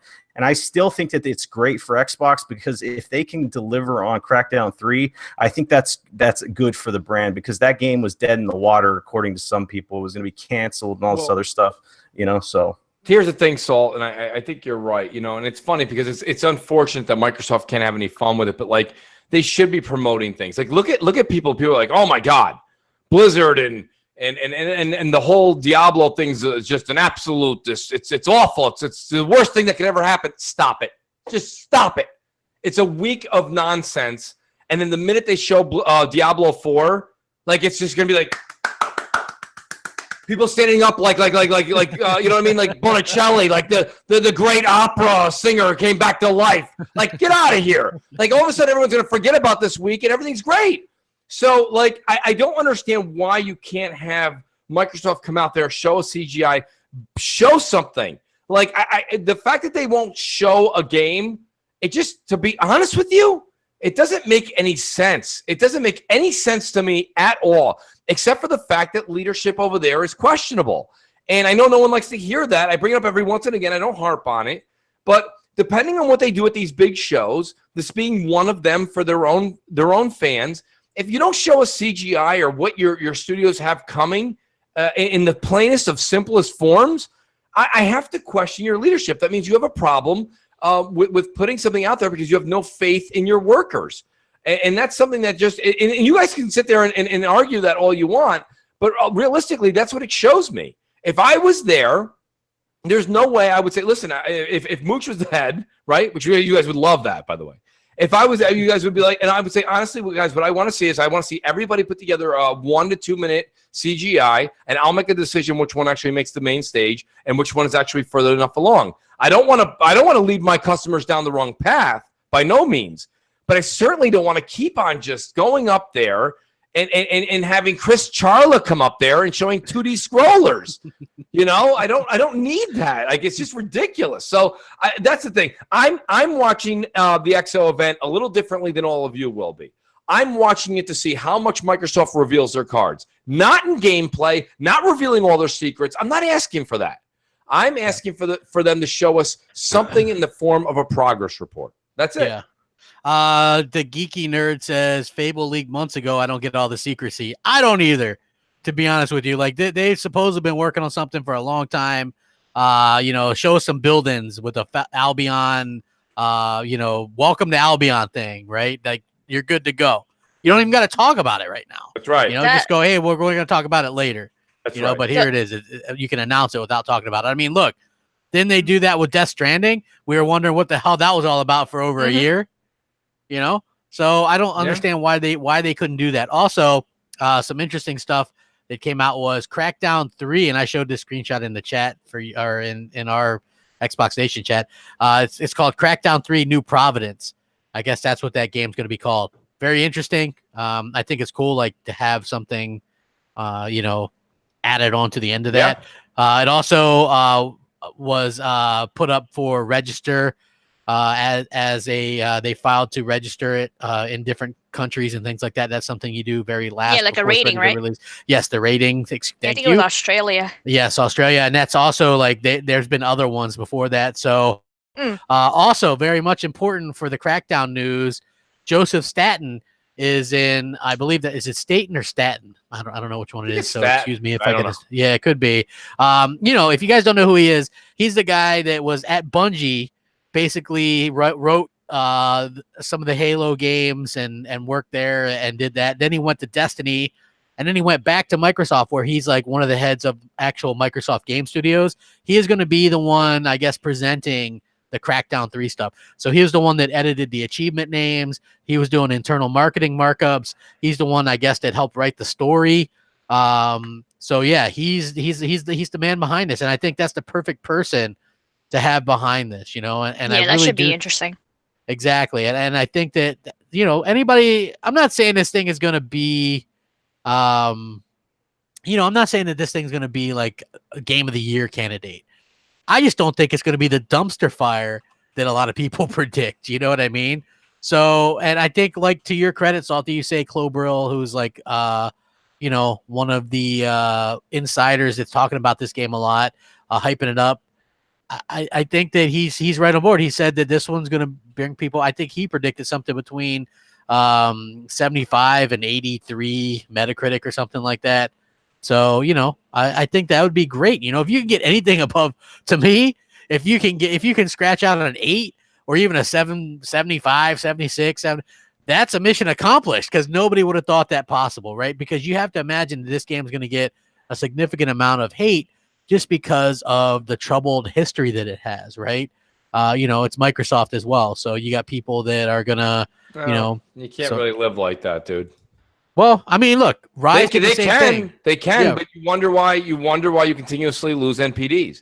Is because you're not putting your product out there. You're not advertising it correctly. You're not. Well, they don't really care about the NPDs either. Well, so they don't. Well, I certainly disagree with that. I think they don't. They do. I mean, they do care. They do. Sure, they do. I think very few. Any company that makes money and shows revenue and shows profits and wants to see the arrow going up does not want to see the arrow going down. But they are seeing the arrow go up. Not in that category. Well, I mean, they're up year over year. Isn't that something? I guess. I mean, they're making more money in the Xbox division than they ever have at any point in time. They're making money, but they're down as in consideration to the 360 era. Well, of course they are. Look at what they were handed. Well, that's all I'm talking about. I mean that's what I'm saying. But they obviously don't care as much about that stuff anymore as they used to, right? Even Apple, they're not going to announce sales anymore on their phones or their iPads. Why? Is it because they're doing poor? No. It's because that's not the most important metric anymore. I agree with you. But realistically, without Apple putting the phone in your pocket, or in this case, the box in your home, it dampens the other numbers. So it does matter. Well, I mean, I don't think it matters to Phil or his boss, though. To me, I don't see how that's possible. Like for the Xbox numbers to continue to increase, the boxes have to go up. I get that, but I'm just saying, and they are according to the NPD. The PC numbers, or the PC numbers. Yeah, well, I mean, wherever they can, and I guess wherever. That's true. In Microsoft's case, the PC. Listen. This is not new to anybody in the show. PC is Xbox, and Xbox is PC. And I never would have built the PC that I did if it wasn't for Microsoft. They're the ones that told me to do this. They're like, you need to do this because that's us. Crap doesn't care about MPD is not just because they haven't won. It's because there's nothing to see there. Like, it's so ridiculous. Like, not only is it not winning, but it's like the ones that win, you don't even get a number for those anymore, right? Like, so Sony doesn't say we sold 500,000 PS4s in this month MPD. We don't get that anymore. We get these numbers from the MPD analysts that say they were number one, but they didn't make the most money per console. It's this weird kind of thing, right? So it's not even how it used to be. It's incredibly difficult to follow. Well, it's great. And it's almost pointless. It is crap, and I agree. I like where you're going. I get that, but the point of the matter that I'm saying is that, like, for the winner now, it's great because you have NPD that comes out and says PlayStation 1. PlayStation, like you just said, no longer has to give the exact number. It doesn't matter if it's one more console. They won. You know what I'm saying? It's like the differential is like when you went from grammar school and you went from the 80s and 90s and 100, right? You went from the numerical marking to the letter grade. So all of a sudden, a 91 was the same as 100. It was an A.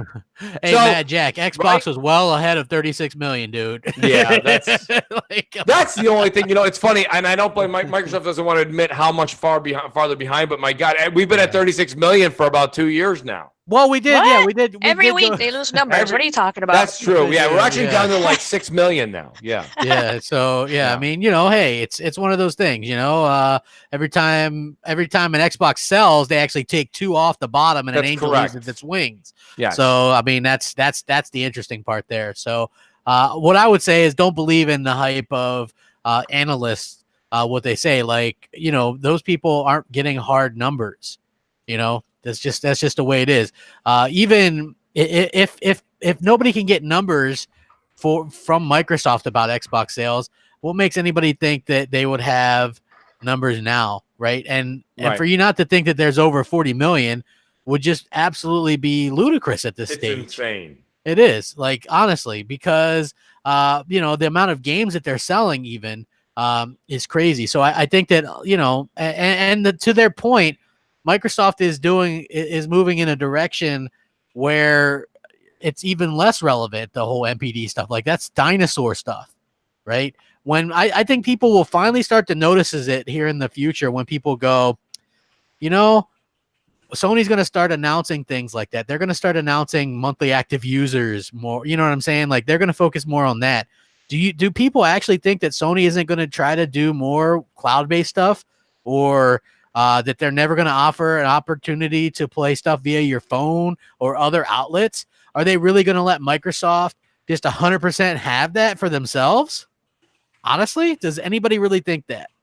If you do, then God bless you. Okay. Because it's just not true. Like Sony's already into this cloud stuff. Sony's already into all this kind of stuff. They're already doing it. They were doing it before Microsoft. It just happens that Microsoft has a better setup to be able to do this stuff differently. So Microsoft's going to be so far ahead of the game. Not that I'm going to care about the xCloud stuff, because I don't. Just like I don't care about PS Now. But I'm just saying it's going to make them very successful, and they're going to come out and go, hey, we've got 300 million monthly active users or whatever, and people are going to and at that point, people are going to freak out if you're a Sony fan, right? Because Sony's going to go, well, we sold 4.1 million PS5s, and Microsoft's going to be like, that's good, hold my beer, we're at 400 million at monthly active users last month. Yeah. You know what I mean? I'm just being honest. That's just the way it's going to be. And Microsoft, whether people don't like change. I don't like change. A lot of people don't like change, but the change is happening. We're starting to see it already. And at the end of the day, Microsoft is much better equipped for this change than Sony, given that Microsoft has other things that they can rely on. Like the cloud thing plays right into what Microsoft is doing. It isn't Windows anymore. It's cloud, right? That's the stuff that really has Microsoft, making money and doing these things. It's funny you say that too, because they were laughing at that whole cloud thing, but now everyone that was laughing, even if people go, I don't believe in cloud gaming still, and then you ask that person, be like, well, where do you store all your digital pictures? On the cloud. Oh, what? Yeah. It's like, so like everybody's right. So if you're not using the cloud for gaming, fine, I'll buy that. But you're using it for storage. I guarantee you're using it for storage. Even myself, I'm late to the. I mean, I'm not late to the cloud world. I've been using things like OneDrive, etc.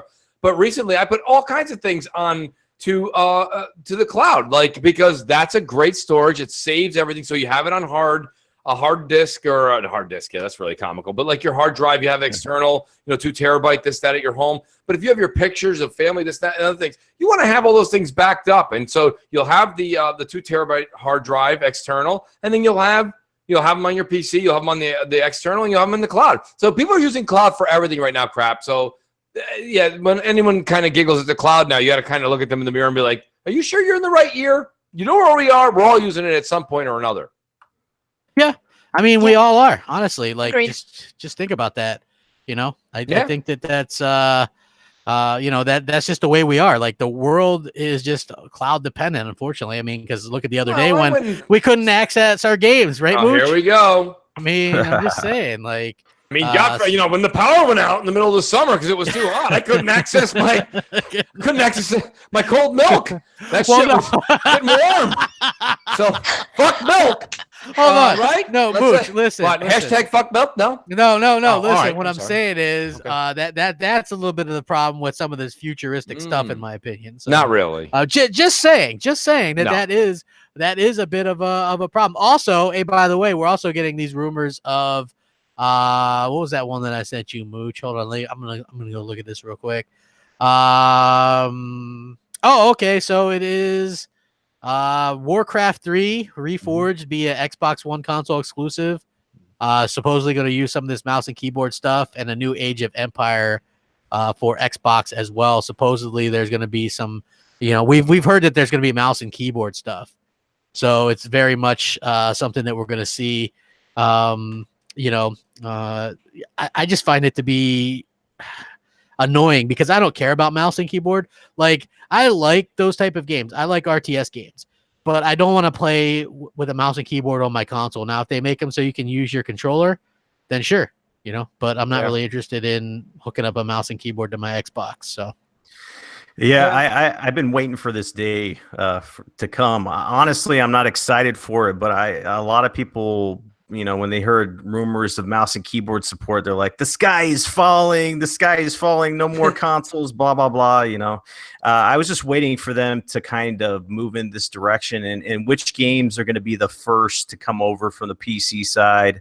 They are going to implement this mouse and keyboard support. Age of Empires makes sense because they kind of did their spiel over in Europe, during Gamescom. What was it, a year ago? It wasn't this Gamescom, but the last. I get confused. Time starts melding putting together. But and then World of Warcraft, I thought that would be perfect. Kind of, if they could get the controls right with the mouse and keyboard situation going on there, that has a following. Maybe get some some people that wouldn't normally game on console to come over into this space. But overall, I think that this is just going to be fuel for those haters, right? The people that say that the Xbox is doomed, it's dying. Look at it. Oh, they're bringing over World of Warcraft and mouse and keyboard. It's pretty much a PC. It's just going to give the haters more fuel. Yep. But I mean, they already have fuel all the time, so it is what it is. Exactly. What do you think, Foxy? You care about any of these? You probably don't, but maybe Gears Tactics, right? I mean. No, Gears I don't Pop? care. Oh, hell yeah. I don't care about like keyboard and mouse, but I understand why they took so long to actually implement it, even though we've heard about this for a while now. Yeah. So I like the fact that they're letting you know that, it's up to the developer how they're going to let it ride, how they're going to release it, how they're going to implement it, because, well, we don't want to play a game and then we're at a disadvantage because of, controllers. And obviously, it would be dumb of them to do that because it's gonna mess us up and we're gonna stop playing their game. But for new games, I think it's good for them to have that mouse and keyboard. I'm just not interested in any of those. And like you, my brother plays RTS games like Halo, and he likes to use the controller. So I don't know. Yeah. So like the chat's always funny because people are always like, "Oh crap, have you ever had stuff correctly predicted?" And I could sit there and go down the list. Like you can check it out. I had the Xbox One X name months before it came out. I said Microsoft was going to do an event after E3. Here we are. I said that they were going to get near. There they are. They're going to get other games announced that were Sony exclusives at this event as well. With that being said, anybody can sit there and just make non-bold predictions and just be boring all the time, right? But what fun is that? Now, when it comes to predictions, I like to make bold predictions because that, to me, is fun. That's part of the fun. When I was the one that said, hey, the Xbox version 2 controller, Elite controller, got scrapped. Hey, do we see an Elite controller 2 anywhere? I'm looking, and I'm not a seeing. I'm sorry, but I don't see it anywhere. It's not going to be announced really at this Italian event. Impression. I'm not a seeing. I'm not a seeing. Hey, I did say Fable was going to be at E3, but it wasn't. Phil didn't feel like showing it, and he also said that he held back some announcements. But here's what's important to kind of take out of what you just said. I'm cross-referencing it to our last subject. Yes. Is that you said you're like, well, if I don't speculate and I don't say this, what's the fun in it? That's the whole point with Xbox getting on stage again and not showing anything or playing the cards so close to the chest. Why bother? Like you just said, why would you do it? And you know what? Your channel benefits from it, and Microsoft would benefit from it. So put their cards out there. Listen, I understand that some developing teams may fold or things may go under or something goes astray. That's called life. It's not just an issue in gaming. It's an issue in any business. Yeah. So, I mean, for crying out loud, I mean, pineapple on pizza. Who would have thought that would have stuck around? Hey, I love it. They try. It's terrible. At the same time, if you look at it from the perspective of where we've been the last 3 years, like just remember how bad it was 2 years ago. Oh my God. You know what I'm saying? Yeah. Like there was no way in hell they were going to do an event because they had nothing to show. It was so barren, right? Yeah. It was like the desert. So the thing is like you might see EXO and you might say, hey, I want to see more. But the fact that we're having an EXO event speaks volumes to where the company, where Xbox is but compared to where they were. But Salty, that's like having a carnival with no rides. No. That's my kind of carnival. But carnival. But what if they give you a Ninja Theory game, right? Yep. If they show you that and it's awesome, it looks cool. Right. Maybe they give you more Battletoads because we just saw that teaser, right? Yeah, absolutely. And then what if they deliver on Crackdown and we get some other stuff? That's stuff we wouldn't have if we weren't. I'm fine with everything. I'm fine with everything you just said. I'm concerned they're not going to show the new game from Ninja Theory, and we're just going to get Battletoads and Banjo-Kazooie and Fredo. Oh God! I think that's my concern. But I'm okay with what Salt just said. Yeah. Well, here's the thing. Also, they were kind of bringing it up because I mentioned that forward compatibility. That's something that Microsoft, I think, believes in, and they've mentioned that the end of generations is something that they're all about, right? So if they announce something, a Scarlet next year, do people that just bought the X, are they going to be pissy about it? Right? Well, Probably. that's a But them you're going to be able problem. to play your games regardless on your X. You're going to be able to play them, and That's you're going to right. be good. Right. And that's what I fully believe. And people are like, well, there's no need to buy Scarlet. Well, people said there was no need to buy the X, but if you want a Correct. premium experience, you pay for that. That's what it's all about. It's But the you're engine. still It's gonna- the bigger engine in the car, crap. Exactly. You're still going to be able to play your games because there's some people that literally just don't care how they're playing. You know what I mean? The S is fine for them. Hell, there's still some people that are playing on that big fat box. You know what I mean? Like, hey, I got this. Absolutely. Yeah, and they're fine with that. They are. And cool, more power to them. Then there's people like us that want that better console experience, right? And we would be the ones that upgrade, like if they gave us a reason to. That's what Yes. it's all about for me anyway. Like, you know, and there's always going to be a market for that. But you're also probably, if you want to just stream your crap, you'll be able to do that. Or if you want to play it on PC, you'll be able to do that. Whatever adds to Microsoft's numbers, which could be insane next generation. Because nobody wants to look at the hard facts that they could technically kick off this quote unquote next gen with a Halo, a Fable, a Forza, with some new IPs right out of the gate with the next most powerful console, but also Game Pass. So you don't even got to pay $60 a piece for these things. Just put your $9.99 down, right? You got access to all that stuff and the previous generations, you know, or you can play them on PC if you want. Those numbers are going to be staggering when you get that first Halo that can do all that first Gears, you know what I'm saying? Like, it's going to be incredible. And I think a lot of people are going to really start to come around when they start to see that, you know, and props to Microsoft for being ahead of the game there. So many people don't believe that though. You know, it's like, they think Microsoft is clueless. Like, Microsoft is like 3 steps ahead of where everybody else is thinking, you know, and that's just the facts. Hashtag, you know, hashtag facts, my friends. Something Yep. like that, The right? hardcore, we try everything first, test it out, and you know, depending how good it is, the casuals follow. Exactly. Mikey Barr also responded about the whole keyboard and mouse thing. If anybody was wondering, he said that obviously the competitive stuff, you're going to always have your choice not to play with people on keyboard and mouse. I thought that was a pretty cool thing, you know, for them to kind of say. Real quick, I want to piggyback off of what you were saying about Halo and Halo. Yeah, go ahead, man. Go ahead. Okay, so the last Halo, right? It wasn't the best, well-received Halo. Yeah. Let's just put it that way. The campaign was kind of subpar per se, and everybody was saying, "Oh my God, you know, Halo. It's not what it used to be." And you know, we didn't have sales figures at the time, but people were speculating. Do you guys see that chart that Halo was above Destiny 2, and in the sales charts for Xbox, they had the Xbox charts and they had the PlayStation 4 charts. Did you guys see that? Yeah.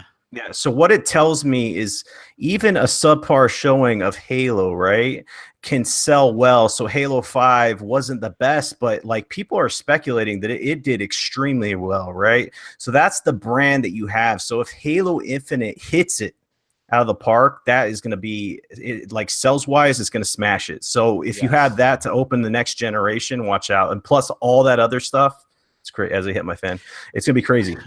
Yeah, that's what I'm saying. And it's not like I'm saying that Sony's bad or anything. I'm just saying that Microsoft is better set up to be there about the players and about the fans and giving them more money for their dollars and more options than what Sony's going to right out of the gate, right? They're already like this whole tail end of this generation, even though they're not going to do quote unquote they're still going to have a quote unquote next gen, but you're still going to be able to play that stuff on the stuff you have now. And take your stuff with, you know, your controllers, all that kind of stuff, which I think is really cool.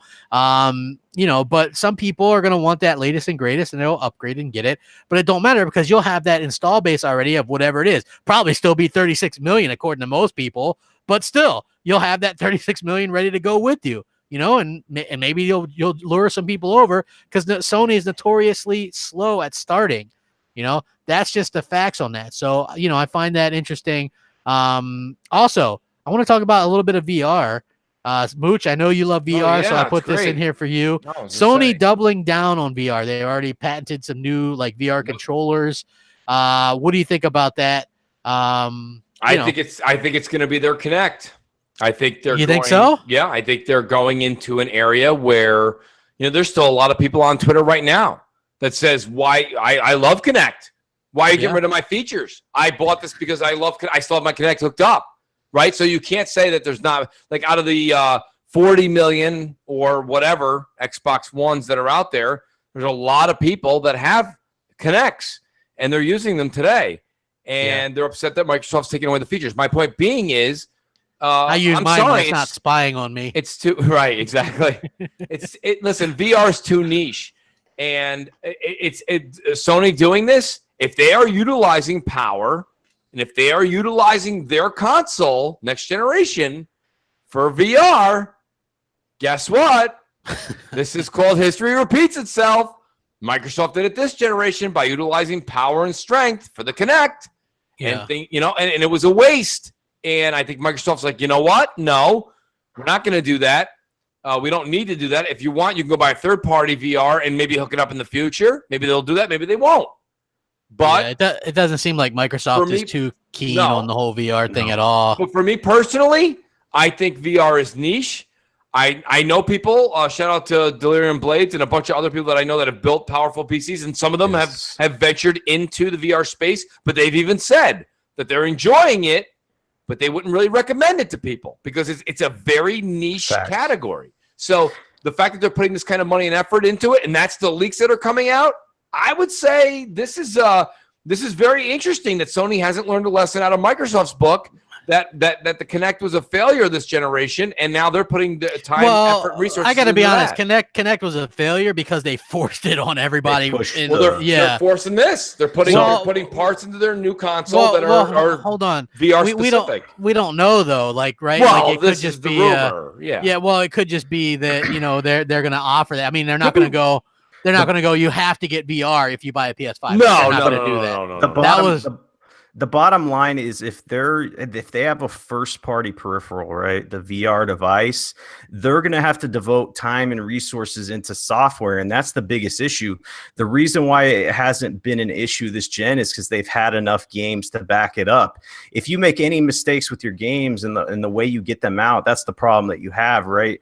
The Kinect was an issue because the previous regime forced that. They said, we're putting our resources into Kinect games. That's what the people want.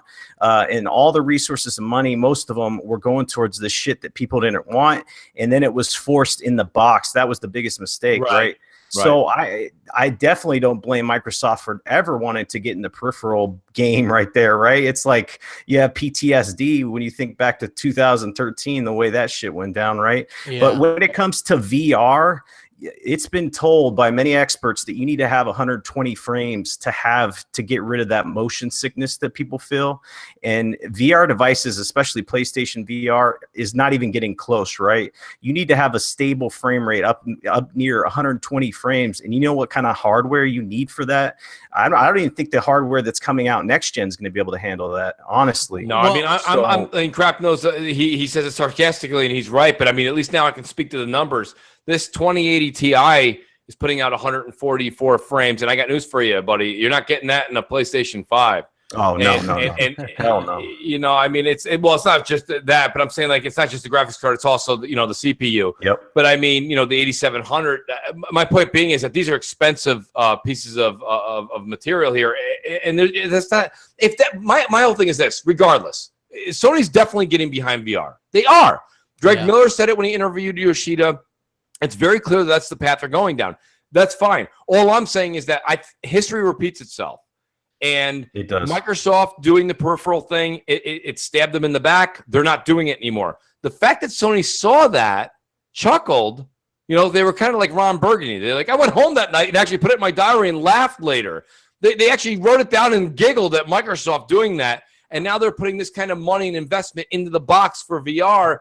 When the market's just, and listen, even if the peripheral's only $100, let's say it drastically drops, now it's only $100. So now you're going to ask $399, $499, and then another $100.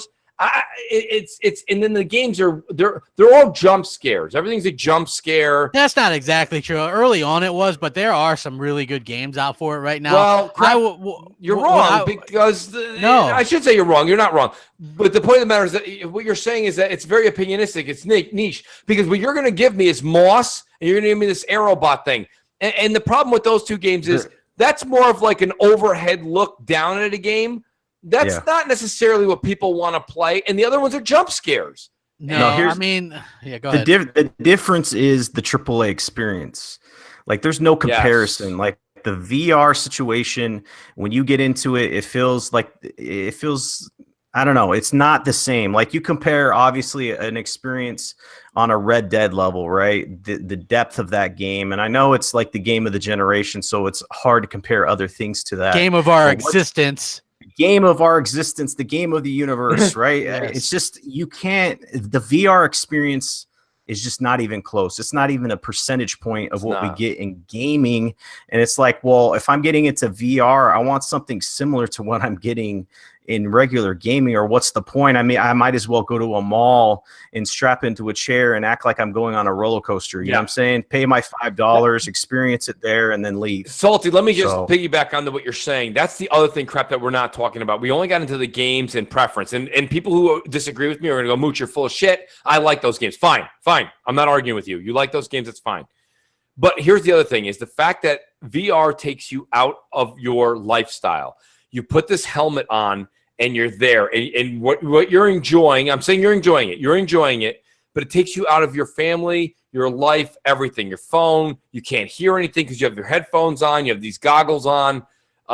It's not what people would condone 7 days. We all game 7 days a week, the hardcore. First of all, casuals are not getting into it. They're not. So Probably casuals not. are out. No. Now the hardcore, the people that game 7 days a week, you're not gaming VR 7 days a week. You're not. And if you are, you're in a very small category. Very small. So again, it just seems like a waste of resources. It seems like a waste of money to put that kind of effort and technology into a box when Microsoft's going to take that same effort, technology, and money and put it towards things that people will use 7 days a week. And funny as it may be, it's the opposite of this generation, where Microsoft did the exact opposite and Sony did the exact opposite. Okay, well, let me say this though. I'm a big Xbox guy. To me, there's only a handful of games that I'm interested in on PlayStation side, right? The thing that would get me onto the PlayStation 5 was VR, right? And I know that I'm in the minority there, right? But I also have to point out that there's games like, Resident Evil 7.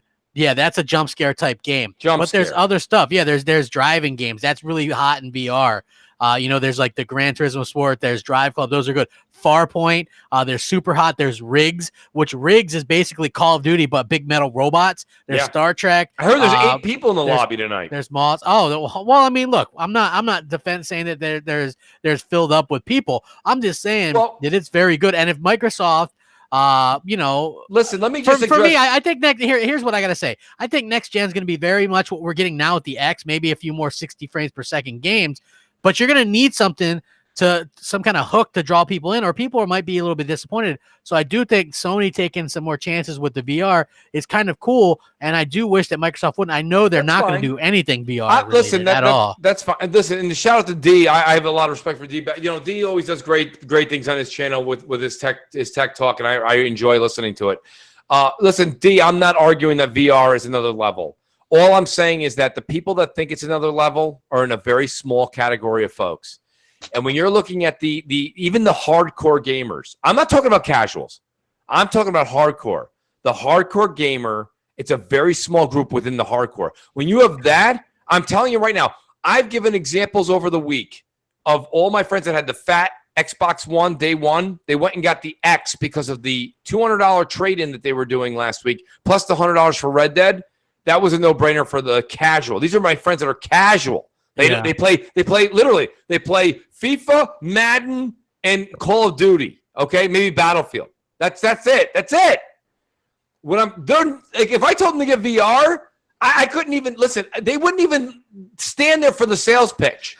So my whole point is, you've lost the casual. The casual market's not there. Now you have the hardcore, and the hardcore market, that's very small. It's niche and it's capped. There's a cap. So. And D says VR needs to be cheaper and wireless. D, that's not it. It's a helmet. It's a helmet. The reason more people don't ride motorcycles is they don't want to get in their car and put a helmet on. Nobody wants to wear a helmet. Nobody wants to be disconnected from their life. And they're not going to do it. And we are hardcore gamers. I game 7 days a week, 6 days a week. I try so much. when I get a chance. And even if it's an hour and a half, like tonight, I don't have a lot of time. I'm still going to try and do a mission or two. Put that helmet on. I'm not putting the helmet on. We're going to Star Trek. Right? I'm not. No. You're Mr. Mooch. And you're I'm a hell of a Mr. Mooch. Yeah. But, dude, hey, you got to admit, when we played that game, that was a hell of a lot of fun. It was, but we also haven't played it in 8 months. It's true. So it's gone. It's so niche. It's not there, and we are hardcore, and you're hardcore, and that's my point. I kind of. Well, here's the thing. Am I going to say? Scrooge. I'm like, and you know it, and you can feel the spirit. Here's the thing. You're not wrong. It is such a different experience, though. I do like to, like, sometimes when you're not in the mood for a regular experience, you want to do something not kinky, but you want to do something different. Oh, here you want to do something a little bit different, right? So that's what VR is for me. But I'm not going to sit there and play VR when I can play Red Dead 2. Or, you know what I mean? Like, that doesn't make any sense. Exactly. And now we have games coming out every month. Listen, January used to be slow. January's got Resident Evil 2 coming out 3. People are going to be playing that like I don't crazy. care about Resident Evil 2 unless somebody wants to mooch it to me. So you can get your fill-in of VR in January. By the way, starting in February on, you're screwed. Here's the thing. I hope that they give us the option for some sort of VR, whether it's third party or not. I get it. Yeah, like that. That's all I'm saying. I would like them to give us the option. Microsoft is scoping it out because of the whole thing that's happening in the PC space. Because they have the HTC and the Oculus over there, and they're seeing how that goes. I don't necessarily think they're looking at PlayStation and how they're doing their VR, to be honest. Yeah. I think they're just looking at the ones that are more expensive and seeing how that's going to work out for them later on if they do apply it to Xbox. Yeah. I mean, you're probably right. Actually, I want to talk about this. EA Access members are playing Battlefield 5 early, and some PlayStation 4 fans are upset. Foxy, this was your topic. You were like, can we talk about that? And I was like, hell yeah, because I like talking about that. It was funny because I saw the tweet and they got this little graphic where it's like Xbox and PC get to play this. And then it's got like PS4 and there's nothing in the box, like nothing. And people were like, wow. They're like, why even put the PS4 there? Yeah, why even put that? And I'm like, well, in the bottom half of it, I mean, you do see when it does release with the deluxe edition and the regular standard edition. So, I mean, it does suck that PlayStation decided to be like, no, you don't need it. It's fine. Yeah. You don't need EA access. Because there's people I know on the PlayStation like, oh shit, let me know how Battlefield is since you're going to play it early. I was like, damn, girl, you should get on Xbox. What the hell? Yeah, but she has a PC, a Switch, a PlayStation. She doesn't want to add another console, and I was like, I'm mad at you. Well, the X is the best console, but the funny thing is that this always happens when a Battlefield game comes out or when Madden comes out, or like say Titanfall, because people are like, see it in the vault. But like when this happens, it's like people want to get it to play it early. When are you able to play it on Xbox? Like the 11th or something? And no, with EA Access, you could play the trial on Friday. This Friday. So in 2 days. Wow, yeah, Mooch, are you booting it up? Well, I can't. I'm getting it. I'm mooching it, but I can't play it until it comes out because I don't have EA Access. Oh, you don't have? Yeah, I didn't have EA Access but I had to get one. I have Game Pass. I don't. I mean, Well, dude, you got to have. This is what you got to have, man. This is your future. You're gonna just have EA Access, Xbox, xCloud, PlayStation Now, Nintendo Now, Amazon Instant, Hulu, Spotify, CBS Now, NBC Now, ABC Now, Movies Now. You're just gonna have like about 50 different and the Google browser cloud. Mm-hmm. Yeah, the Google Cloud now. You're gonna have all that stuff, Mooch, and it's just gonna be ridiculous. We're gonna all be wishing. Yes, it's the future. It is. It's the VR is the future, people. I'm telling you. Well, I like it. I'm not going to ever say that I don't like it. I hated it at first too. Mooch, you admit that it's even fun, but I mean, you've already kind of said that. Listen, I'm not busting any balls. Anyone likes, listen, if you like VR, that's great. I think it's great for you. How did we go backwards? Well, hold on. Mooch did say he's going to jump into Battlefield 5 and try it out. So I am going to try it out. This is true. I'll see him there. I'm going to try it out. I have to protect him from the planes. Yes, if you could, please. We'll make sure to throw ourselves in front of the plane. I don't think is there going to be horses in this one? I don't think no. No. Yeah, I don't think there's No. gonna be horses, but yeah. I'll protect him from the snipers and the planes, because apparently that's all Mooch dies from. So I'll protect yes, him. It is snipers and everywhere. planes. They just change. He's like that It's gif where the snipers. guy's running and looking behind him and the planes behind him. That's Oh Mooch. yeah. It's Yep. like, dude, Lord help us if that actually happened to him. We would never Oh, hear yeah. the end of it. You will not Yeah, he hear would the end record of it. We'll do a whole show on it. Yeah, put it there on would be the Twitter. whole show. Yes, it would be. Yeah, it would so be well, you guys are gonna be ridiculous. playing a week ahead of time. I'll be playing it a week, on its launch night. I'll definitely join you guys for a stream. That'll be fun. Yeah, Sir X-Man will also exactly. be there. Shout out to Sir X-Man. Hell yeah. Mooch, Fallout 76. Is that the new dumpster fire? People want to know. No, it's not. It's not a dumpster fire. I think that Inquiring minds want to know.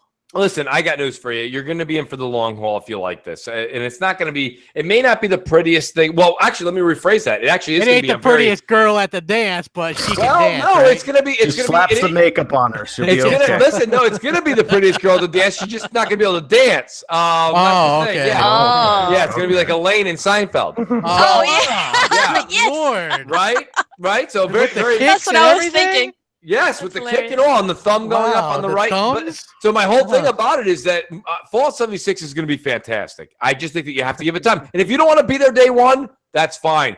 This game is not that kind of game. It's not like Destiny where if you're not there day one, you've Yeah. completely fallen behind. The key thing about it is you just need a crew. So if you want to start off Yeah. on your own pace and your own time, you want to wait for the. I personally am going to be playing it day one. I like that world. I like getting engulfed in that world. And I think this is actually the perfect time because Red Dead Redemption 2 is a game that People I'll will kind be of chip finishing away. it, yeah. They'll be finishing it, but you can chip. Yeah. People are going to be chipping away at that all the way through Christmas crap. So Yeah. you've got all that time. And then when you want to have your multiplayer nights, I'm going to get in with the crew that I've got. I'm going to be there because you're gonna I'm be not there? I ain't going to play that crap by myself. to be No, honest it's with me, you, you, so, Good yeah. Dang, Steve Roush. I've got a few other Boogie and a couple other people that are in. And that's good. We want to have more than 4 because, we can't all make it on the same night. Have that crew and we go out there. We build this community that we're going to have. And it is what it is. So that being said, I think the game is I think, first of all, they did a side-by-side comparison for all you guys that are listening right now. They did it on Fallout 4 and they did it on Fallout 76. And Fallout 76 looks tremendously better than Fallout 4. Tremendously better. So just from a visual standpoint, it looks amazing. From the world standpoint, they're not giving you everything right now. It's a beta. Shout out and thank God for Bethesda for doing a beta the right way. They're doing a stress test. They're making sure that things are handled. They've got a lot of problems. They're admitting it. They're fixing them. They're already doing a ton of work on it. I believe tomorrow is the last day. If it's not tomorrow, it was tonight, is the last day of the beta. I think it is tomorrow night. And then that's it till launch, which is next Tuesday. And there's going to be some problems. But guess what? I'm all in because the problems I'm seeing right now are even problems you see in other games that have been out for months. So Yeah. not a big deal. I recommend everyone give it a shot. If you like that world, if you don't like the apocalypse, you don't like that wasteland world, I love it. That's why I'm a Borderlands fan. I love it. I think Mooch, it's going to be. Who's paying Mooch under the table? I want to know that. Well, listen, I have said this. I always, I'm full disclosure, Salty. I've Okay. gotten the game mooched, so I'm not paying the $60 for it. So that if I was paying Real the $60, quick, I'd pay Mooch. wait. Real quick. Okay. So that's the proof that's in the pudding, right? Right. You would wait on this game because I would probably why wait a would little you while. buy this day one, right? If you wanted to play Fallout 4 with multiplayer and co-op, they could have added a little expansion to that baby. And Yeah. you're saying it looks night and day, like with graphics, man. I thought it looked gotta, pretty good. I gotta put those beer goggles on, man. What beer were you drinking It's that on night? IGN, This shit and looks whack. apparently they're all wearing beer goggles too. But I mean, don't get me wrong. I can't talk you into what your eyes see, but No, there it's is fine. a graphical difference. This game is running on a 15-year-old engine, man. It's held up by strings and thumbtacks and all kinds of stuff. Elder And Scrolls is Bethesda's- too, but people love it online. Same trash, right? Same know. trash then. So But very it- successful. It is what it is, man. They said that they're going to lock the frame rate and take care of that and stuff like Yeah. that. But I mean, this game screams cash grab to me. Honestly, they could have waited for an updated engine and then blown people's socks off in True. a real way. But they decided to push this out there, and I think that going in with one of your biggest franchises to take this risk and not do that much of a change when it comes to the way the game looks. Because honestly, you got to be honest, man. This Well, looks. pretty similar to. Well, hold on. 4, You right? know what I think is odd about this, and you could be right Yeah, with the cash grab let thing. me use Crap's idea, though, for a second, though. And Crap, I want to hear your point. I'm just saying, Crap always says, why buy Destiny 2 when Destiny 1 looks the same? Like, I don't care that it looks like Fallout 4. I like that I have the ability to build a community with my friends. It's something I couldn't do in Fallout 4. Here, Mooch. You know how you were like Sea of Thieves? You were like, man, there's nothing to do in there. This is like a Sea of Thieves 2.0, man. Huge area. You're reliant solely on your friends to make fun. I mean, I could do a video on it comparing the two, the issues there, the lack of content. I mean, the reception of it, the Metacritic score that it's probably going to get in the 60s. You know that you. I mean, if it, the lack of narrative, there's no narrative there's no story. Like, what's the end game here? You know what I'm saying? Yeah. Like, you could draw extreme comparisons to Sea of Thieves and Fallout 76. They're both made on that concept of being online, making fun with your friends, and all this other shit. You know what I'm saying? So in that that's the concept of this game, and it's like you're building up the world to nuke other people. It makes no sense. Like, it's kind of a backraft. It just doesn't make sense to me, honestly. It's like they want you to come out of these vaults and build up the world, you know what I'm saying, like with your settlements and shit with your friends, but then you have an ability to nuke. It's like, what is this? What is the end game for Fallout 76? Hold on, I want to hop in here. Eternal Shada says, instead of Battlefield 5, we get Battlefield Bad Company 3. Which one will you buy? Call of Duty Black Ops 4 or Bad Company 3? I would just get both because I'm going to end up with both anyway. They're different type of games. I say Bad Company. Yeah. But I don't think anybody's surprised. Chaos Theory says Elder Scrolls Online has NPCs. So apparently there's no NPCs. Fallout. They will too. Well, I do want to say this, right? So, like, people love Skyrim. Why didn't they just make another Elder Scrolls game? They were hot on the success, and they did Elder Scrolls Online because you can have less content at start, because that's a game as a service. So I think Fallout's going to be the same situation. It's the same thing. It really is. It's a game as a service. And here's the difference between, Sea of Thieves and Bethesda. Like, just saying those two, I almost chuckled saying it, because like saying those two things is like you said, like Michael Jordan's the greatest of all time, or no, it was Sparks from the Knicks. It's like, come on. Realistically, like, Bethesda they're big boys. They know what they're doing. They had what's his name there? Todd Howard come out at E3 and literally do a 2-hour presentation on the goddamn thing. They're putting their money, their back into it, and I think that this is just a stress test, and it's just a chance to go. I think there's going to be a lot added to this game. I'm going to give it a try because I like the setting. But the answer is Salty. Salty makes good points. I can't say he didn't make good points. Yeah. But the reason I have faith in it is I thought Elder Scrolls is exactly what Salt just said. I thought it was empty, nothing to do, blah, blah, blah, not worth my money. But people are still playing it, and there's expansions, and people can't wait for them. So apparently there's a lot of people playing it. Yeah, and that's what I'm saying. This is going to be Elder Scrolls, but the Fallout world. And I just can't see that being bad. Because people want to be in that universe. So they want to know more about Fallout. And to be honest, there is lore in the game. You just have to find it. It's not like a main story or anything like that. It's not like I don't think there's an end game, to be honest. So you're just playing to be engrossed in that world.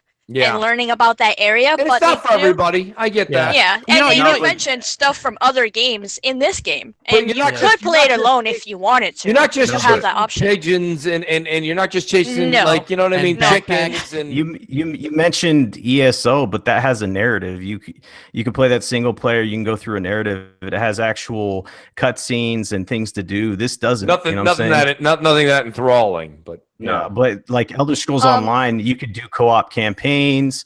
There's like end games. There's all that other stuff. I don't see that here. I mean, maybe I'm missing something. And you know what? I kind of feel the way you do too there, Salt. I got this weird feeling, and I could be wrong. And that's why I said I'm not saying I never sit there and tell everyone you need to go buy this. I don't say that. I've been watching all sorts of people that have been doing videos on this, and they're saying there's a lot to come. So I think where the ESO, where that didn't get put under a microscope, this one is. For some reason, maybe it's because they're beloved, like you said, one of their beloved franchises, but I think Elder Scrolls is too. Elder Scrolls had the time to grow and got to where it was, and I think Fallout will get there. Again, I wouldn't sit here, Saul, on this show or any show and talk you into it. But that's fine. But people, the reason why they slam games as a service is they just call it a half-ass attempt for these developers to push out unfinished games. Yeah. So you can support them with microtransactions to give you a full game later on, about 2 years down the line. Like that's unacceptable. Well, we all did that with PUBG. And we've all done that with other games. It is what it is, but like just to excuse it because it's Bethesda and they do their thing. It's like it's Bethesda, and they said that they support single player experiences, which they do, but they said that they want to support this game forever. I mean, how does this not scream cash grab? It's that's all it screams to me. They pushed it out. They pushed it out on an old engine. They could have waited, but why wait when you get all these fanboys out there for Fallout? They're gonna pay anyway. They're gonna buy it. It doesn't matter what it looks like, and then boom, we'll make money and we'll support it down the line, and people will fall for it and yada yada. Right? Well, someone in the chat says there is a main storyline in the game though. You have to read it in the holotapes or what? I've heard about that. I don't know, but to me, and I'm probably not the best person, but the idea of like playing in a different world, it's just my boat crew again, but in a Fallout world, right? That's appealing to me. Yeah, you either like it or you don't, but you don't have to get it. It's not a mainline Fallout game; it's a side story one.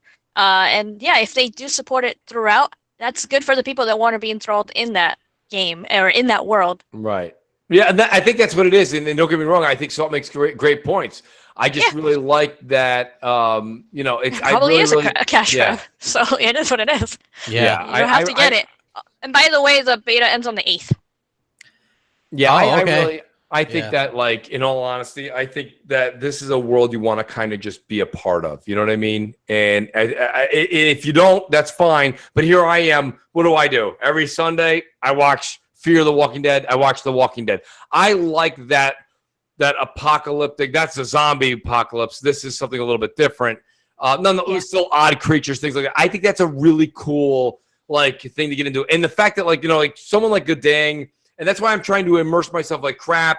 Take the guys that are like hardcore gamers, even you, Salt. Someone like Salt says it's not my bag, and you take someone who's Salt, he's still like shooters, and you say, hey, you know what, Salt, come along, let's see if this is good. We laugh, we have a great time, we build this community, and you know what? I'm sitting here willing to say that possibly within a month or a month and a half, maybe it's not the game I thought it was going to be, but it's the game I'm willing to give a shot. Give it a chance. Yeah. So, but again, I'm not telling you to spend $60 on it. If you like Fallout, but it's sold. I'll tell you this much: if you dug Fallout 4 and you really love that world and you got 100 hours in the Fallout 4, you kind of could see maybe where somebody would be okay with living in that world for a while. No, it's fine. I mean, people, they see value where they see it, and I'm not going to tell you, hey, if you want to go buy this game, by all means, you could get hundreds of hours out of it. Like people find fun in different things. So, but for me personally, it's just not a game that I'm willing to spend $60 for. It is what it is. Yeah, and I think that's a fair assessment, to be honest with you. Good rock talk. And as we near the 10 o'clock hour, that was fast, huh? So we're gonna go ahead and do some outros so I can get these fine people out of here on time. Hit that like button, guys. Maybe we can get over 300 before the end of the show. That would be awesome.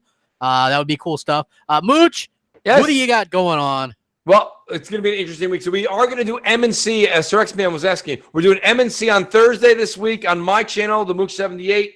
Definitely check tomorrow. It out. Tomorrow, 7 o'clock Eastern. Yes. Right? And listen, something that doesn't happen very often. I say it all the time. The show must always go on. But I am out of town this weekend, so there will not be any Crossfire this weekend.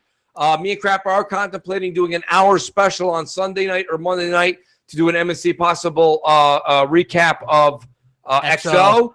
But somebody's got to damage control that. Someone's got to help out and explain why the hell Fredo traveled from one end of the world to the other. But besides that, guys, do check out the Mooch 78. Please do subscribe. We will be doing an M&C show tomorrow before the Saltiest podcast at 7 p.m. Eastern time.